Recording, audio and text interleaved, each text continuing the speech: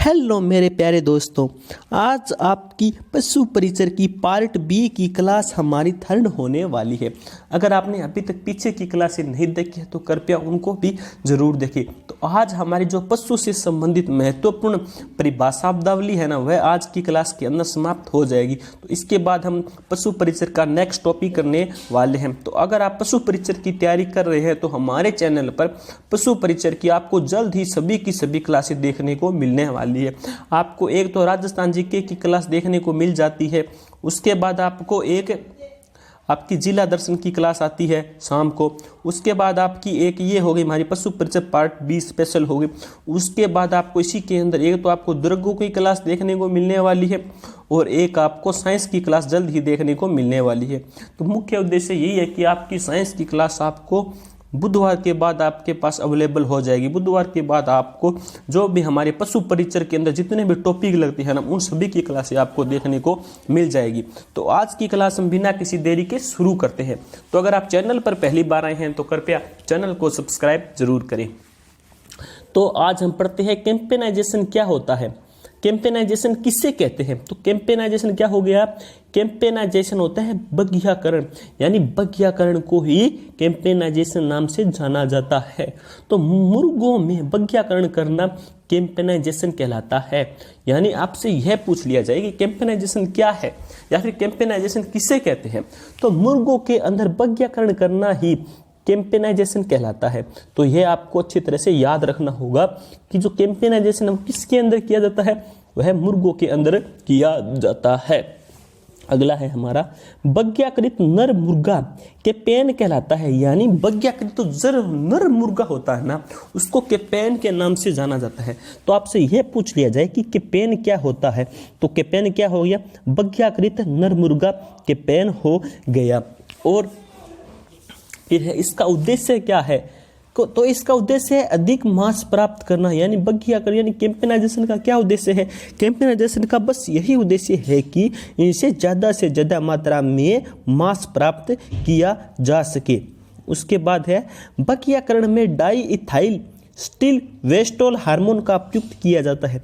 तो आपसे यह पूछ लिया जाए कि बघियाकरण के अंदर क्या उपयोग किया जाता है, यानी कौन सा हार्मोन प्रयुक्त किया जाता है, तो इसका आंसर हो जाएगा हमारा डाइल इथाइल स्टील वेस्टोल हार्मोन का प्रयुक्त किया जाता है।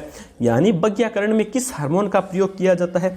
तो बघियाकरण में हमारा डाई इथाइल स्टील वेस्टोल हार्मोन का प्रयोग किया जाता है। यह हार्मोन मादा पक्षी का मुख्य प्रजनन हार्मोन है। यह हार्मोन है ना, ये जो हमारी मादा पक्षी होते हैं ना जितने भी, तो उनका मुख्य प्रजनन हार्मोन यही है। इसकी उपयुक्त उम्र क्या है इस हार्मोन को? तो इसकी उपयुक्त उम्र है 10 सप्ताह है, यानी 10 सप्ताह में इसको दिया जाता है। फिर अगला है क्या है? मोल्टिंग। मोल्टिंग किसे कहते हैं? मोल्टिंग हो गई मुर्गियों के पुराने पंख गिरने व नए पंख उगने की शारीरिक प्रक्रिया को मोल्टिंग कहते हैं। तो आप मोल्टिंग क्या हो गया? मोल्टिंग क्या हो गया कि जो मुर्गियां होती है ना, जब उनके पुराने पंख तो गिर जाते हैं, उसके स्थान पर उनके जो नए पर आ जाते हैं ना, उसे ही मोल्टिंग कहते हैं। इस प्रक्रिया को मोल्टिंग के नाम से ही जाना जाता है। अगला है ड्यूमिरग। ड्यूमिरग क्या है? तो ड्यूमिरग क्या हो गया? ड्यूमिरग है मुर्गियों की उसके पेट व आंत में पाए जाने वाले कृमियों यानी कीड़ों से मुक्त करना ड्यूवर्मिंग कहलाता है। यानी ड्यूवर्मिंग क्या हो गया? ड्यूवर्मिंग हो गया जो मुर्गियां होती है ना, उसके पेट के अंदर जो आंतें होती है ना, तो उन आंतों में से कीड़ों को मुक्त करना। यानी उन आंतों में से जितने भी बैक्टीरिया वगैरह वगैरह है ना, जो भी कीड़े हैं, उनको वहां से मुक्त करना, वहां से उनको निकालना ही ड्यूवर्मिंग कहलाता है। तो यह भी आपके लिए इंपॉर्टेंट क्वेश्चन साबित हो सकता है कि ड्यूवर्मिंग का उपयोग क्यों किया जाता है।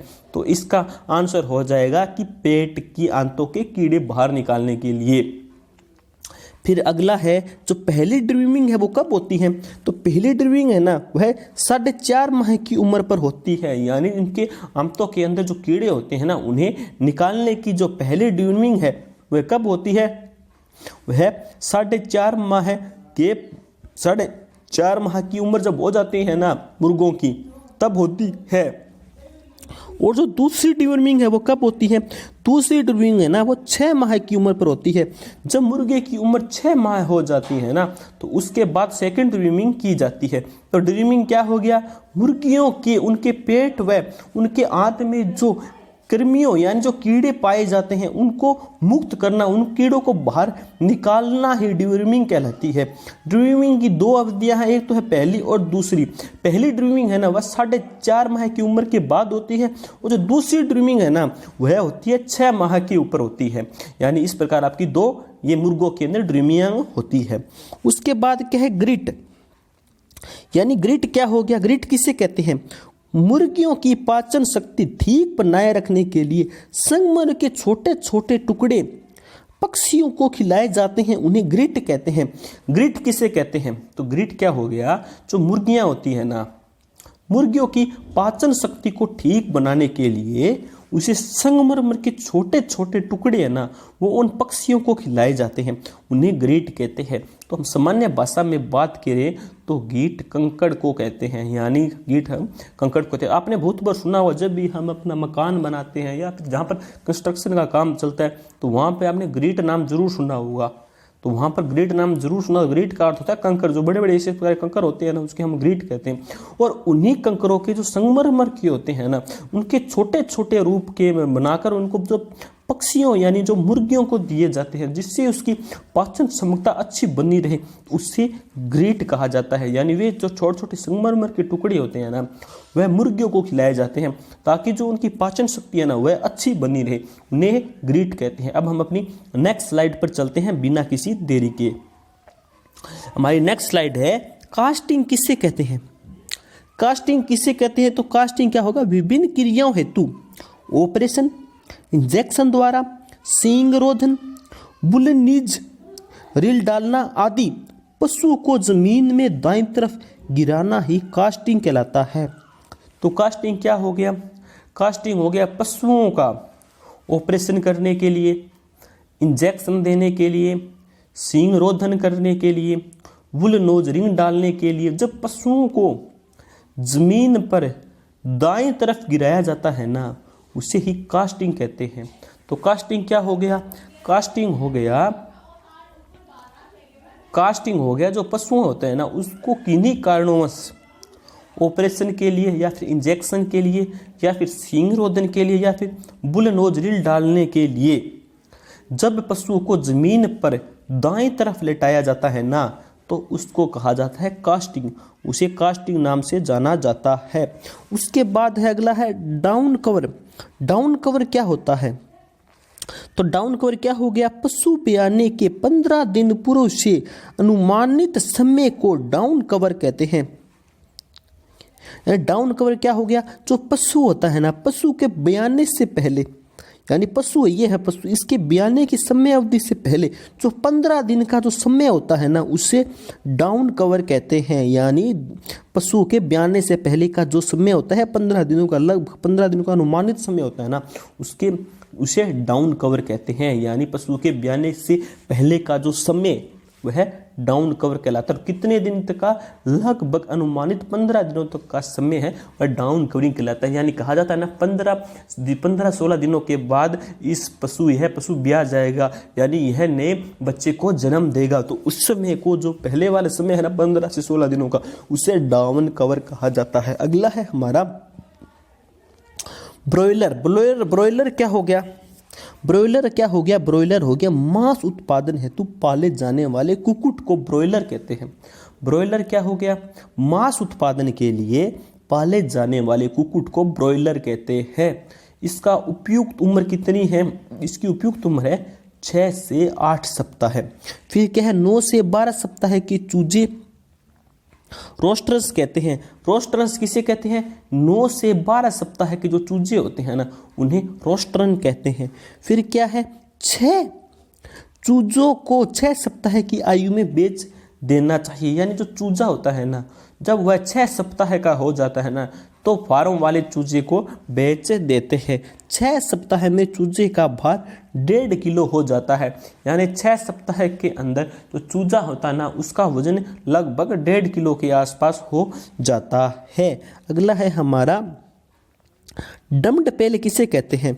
तो डम्ड पेल हो गया दूध निकालने हेतु या संग्रहण हेतु काम में ली जाने वाली छोटे मुंह की बाल्टी होती है ना, वह डम्ड पेल कहलाती है। तो डम्ड पेल क्या हो गया? दूध निकालने हेतु या संग्रहण हेतु काम में ली जाने वाली छोटे मुंह की बाल्टी है ना, वो डम्ड पेल कहलाती है। यानी जब हम पशुओं का जो दूध निकालते हैं ना, तो उसमें एक तो छोटे मुंह वाली है ना वो बाल्टी ली जाती है, तो उसे ही डम्ड पेल के नाम से जाना जाता है। अगला है ग्रूमिंग या खुरहरा। ग्रूमिंग या खुरहरा क्या हो गया? पशु के त्वचा पर बालों को ब्रश से साफ करने को ग्रूमिंग या खुरहरा कहते हैं। यानी पशु के त्वचा व बालों को ब्रश से साफ करने को ग्रूमिंग या खुरहरा कहा जाता है। रक्त संचार बढ़ाने हेतु परजीवी संक्रमण से बचाने के लिए स्वच्छ दूध धूल मिट्टी हटाने के लिए और रक्त संचार बढ़ाने हेतु परजीवी संक्रमण से बचाने के लिए स्वच्छ दूध धूल मिट्टी हटाने के लिए। अगला क्या हो गया? ग्रूमिंग क्या हो गया? पशु की त्वचा व बालों को ब्रश से साफ करने को ग्रूमिंग या खुरहरा कहते हैं, जिससे रक्त संचार बढ़ता है, परजीवी संक्रमण से बचने में सहायता मिलती है, स्वच्छ दूध मिलता है और धूल व मिट्टी को हटाने के लिए ग्रूमिंग या खुरहरा कहा जाता है। तो एक बार फिर हम इन दोनों स्लाइडों पर एक बार और थोड़ी बहुत हम चर्चा कर लेते हैं, ताकि आपके डाउट है ना वो सभी के सभी क्लियर हो जाए। कैंपेनाइजेशन या बग्गियाकरण क्या हो गया? मुर्गों में बग्गियाकरण करना कैंपेनाइजेशन कहलाता है। बग्गीकृत नर को मुर्गा के पेन कहलाता है। अधिक मांस प्राप्त करने के लिए इसका उपयोग किया जाता है। बग्गियाकरण में di ethyl steel Weston hormone का प्रयुक्त किया जाता है, यह आप याद रखना। और यह हार्मोन मादा पक्षी का प्रजनन मुख्य हार्मोन हो गया और उम्र 10 सप्ताह होती है। मोल्टिंग क्या हो गया? मुर्गियों के जब पुराने पंख गिर जाते हैं उसके बाद जो नए पर आते हैं ना, वह मोल्टिंग कहलाता है। डिवर्मिंग क्या हो गया? मुर्गियों के पेट के अंदर जो कीड़े हो जाते हैं ना, तो उनको वहां से मुक्त करना ही डिवर्मिंग कहलाता है। इसकी यह 2 स्टेजों में किया जाता है। पहला तो जब वह 4.5 माह का हो जाता है और दूसरा जब वह 6 माह का हो जाता है। ग्रिड किसे कहते हैं? मुर्गियों की पाचन शक्ति बढ़ाने के लिए उसे संगमर के कुछ टुकड़े दिए जाते हैं खाने के लिए, जिससे उसका पाचन मजबूत हो, वह ग्रिट कहलाता है। अगला है कास्टिंग क्या हो गया? विभिन्न क्रियाओं हेतु ऑपरेशन या फिर इंजेक्शन देने के लिए या फिर सींग रोधन करने के लिए या बुल रोधन करने के लिए पशुओं को जमीन पर दाएं तरफ गिराया जाता है, तो इसे कास्टिंग कहते हैं। फिर डाउन कवर क्या हो गया? पशु ब्याने से पहले की 15 दिनों की अवधि लगभग वह डाउन कवर कहलाती है। अगला है ब्रॉयलर क्या हो गया? मांस उत्पादन करने के लिए कुक्कुट को पाला जाना ही ब्रॉयलर कहलाता है। इसकी उम्र क्या है? 6 से 8 सप्ताह है और 9 सप्ताह से 12 सप्ताह के चूजे रोस्टर्स कहलाते हैं। चूजों को 6 सप्ताह की में बेच देना चाहिए। 6 सप्ताह के चूजे का वजन 1.5 किलो हो जाता है। डम्ड पेल क्या है? दूध निकालने के लिए जिस बर्तन का उपयोग किया जाता है, जिसका मुंह छोटा होता है, उसे डैम्ड या पेल कहते हैं। ग्रूमिंग क्या है? पशुओं की त्वचा पर बालों से ब्रश साफ करना, जिससे रक्त संचार बढ़ सके और परजीवी संक्रमण न करे और स्वच्छ दूध निकल सके, और उसे क्या कहते हैं? उसे ग्रूमिंग या खुरहरा कहते हैं। तो आज की क्लास हमारी समाप्त होती है। जय हिंद, जय भारत।